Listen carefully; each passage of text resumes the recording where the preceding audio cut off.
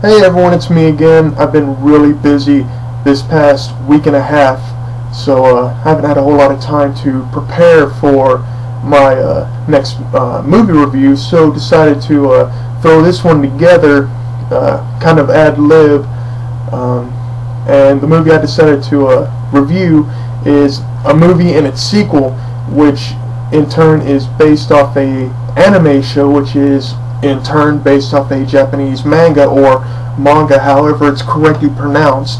And those two movies are Death Note and Death Note 2: The Last Name. What can I really say about these movies? Considering I haven't seen the anime or read the manga, I really did enjoy both of these movies. It explains everything you need to know. Like anyone who's a big die-hard Death Note fan, you can hear them talking. If you've seen these movies, you can kind of relate to them. You can strike up a conversation with them if you want to. And even if you're not into anime or manga, I would recommend picking up the story is fantastic. The acting is great. The English voiceovers are amazing. Really well done.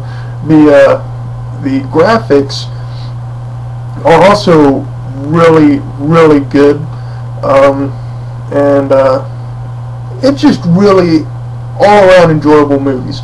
The second one picks up right where the first one left off, like a few days after the ending of the first movie, so you don't lose a whole lot of continuity between the first movie and the second movie.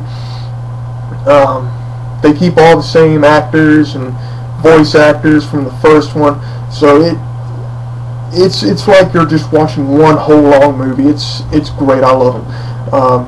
But the backstory of these movies, if you haven't seen the anime or read the manga, is this character, Light Yagami, gets a hold of what's called the Death Note, which is like a kind of like a notebook from hell, where anyone whose name you write down, of course you have to have the first name, the last name, and the face of the person you're writing down in there.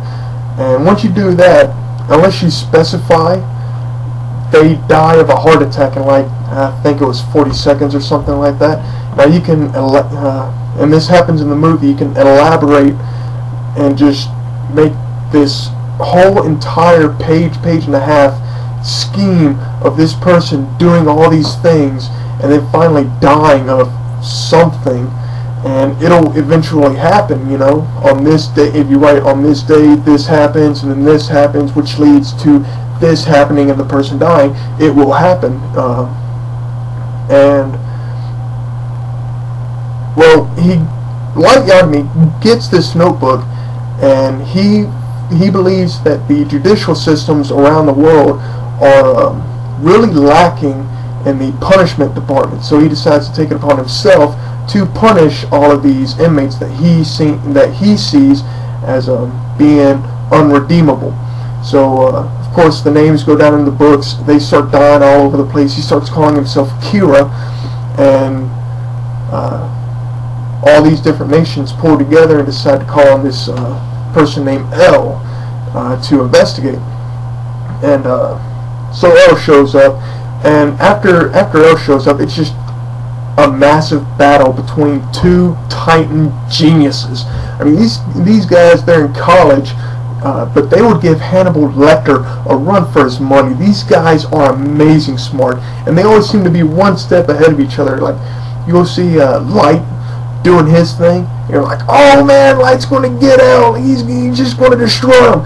And then it turns out that L was already planning on for it to happen, so then Light has to change his plans, which makes L change his plans. It's just back and forth between the two, always one step ahead of the other. And I'm going to do my best not to give any spoilers during this review, which there's quite a few, like not any major spoilers, but just stuff that if I tell you about it in the review and then you see it in the movies, you're like, oh, yeah, that was cool, but it's not near as cool as that guy on the review made it out to be. It's not near that cool. So I'm going to try to refrain from giving any type of specific details other than, you know, the basic storyline of what I've just told you. And it's really hard. But anyway, so all throughout the first one, Light and Elle are battling back and forth, trying to get ahead of each other. And by the time the second movie comes around, Light ends up working for Elle, but Elle is aware that Light is Kira, so he trusts him on the outside, but really doesn't. And Light knows about it, but he can't do anything overtly about it, otherwise he'll blow his whole cover. So it's always this game of cat and mouse, and you never know who's the cat or who's the mouse. And in the second movie, a second Death Note appears, picked up by, I don't remember her name, Mickey or something like that. I don't know. It's really not important. And so she gets a hold of another Death Note and makes a deal with the Shinigami in charge of that notebook. And the Shinigami are like these demon creatures that kind of watch over the Death Note and pretty much make everything happen.